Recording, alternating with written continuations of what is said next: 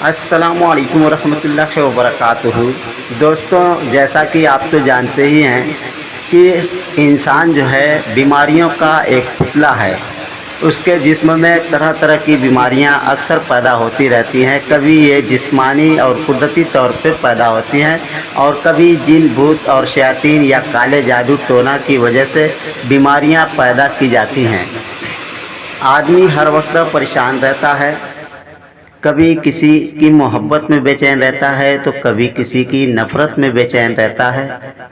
یہ بھی جادو سے ہی ہوتا ہے، اور یہ ایک قسم کی روحانی بیماری ہے۔ اور کبھی ڈپریشن یعنی اس کو الجھن اور ٹینشن میں ڈال دیا جاتا ہے جادو کے ذریعے سے، یا کبھی آدمی ہر وقت بیمار اور سست اور کمزور رہتا ہے، یا جسم میں کہیں بھی کوئی بھی تکلیف زبردست ہوتی ہے۔ بہرحال آپ کی بیماریوں کی جو بھی وجہ ہو، ساری وجہیں اس تعویذ سے ختم ہو جائیں گی انشاءاللہ۔ اور آپ کے جسم کی جو بھی تکلیف ہے، جو بھی بیماری ہے، اگر وہ روحانی چیزوں سے ہے، جادو ٹونے سے ہے، جن بھوت کے اثرات سے ہے، تو ان کے اثرات بھی ختم ہو جائیں گے، نظر بد کے بھی اثرات ختم ہو جائیں گے۔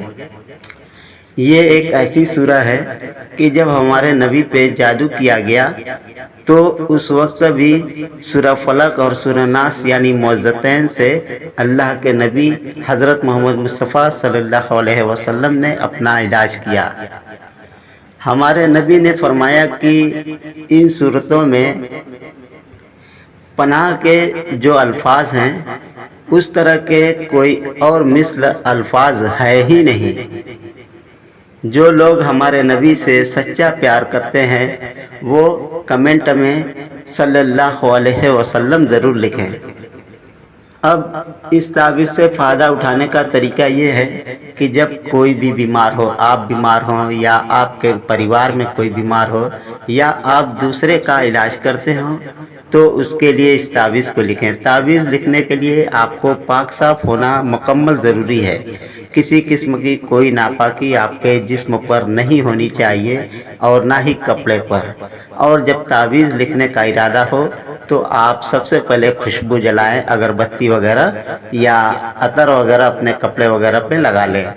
اب اس کے بعد ایک سفید کاغذ لے لیں اور اس پہ کالی سیاہی سے اس تعویذ کو کالے پین سے لکھیں۔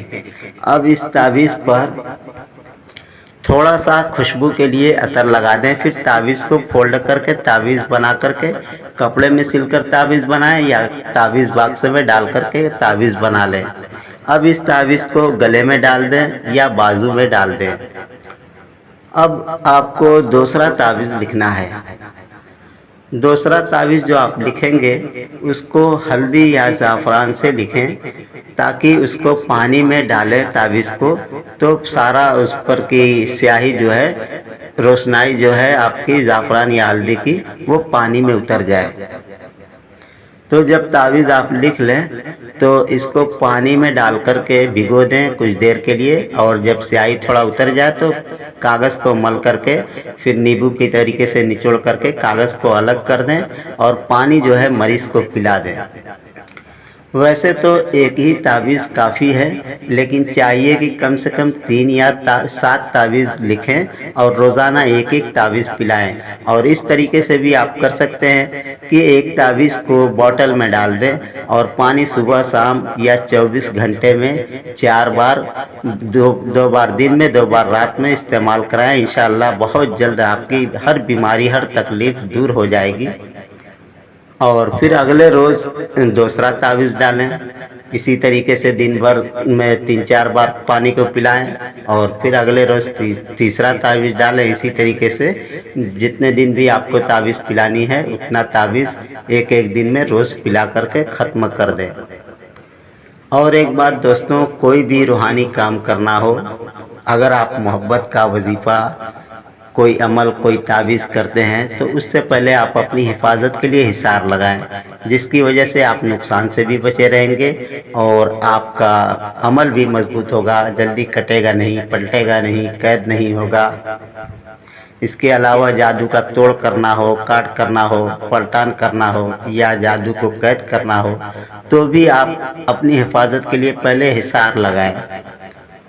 یا دشمن کی ہلاکت کرنا ہو، تباہی بربادی کرنا ہو تو بھی اپنی حفاظت کے لیے حصار ضرور لگائیں۔ خدا حافظ۔ السلام علیکم ورحمۃ اللہ وبرکاتہ۔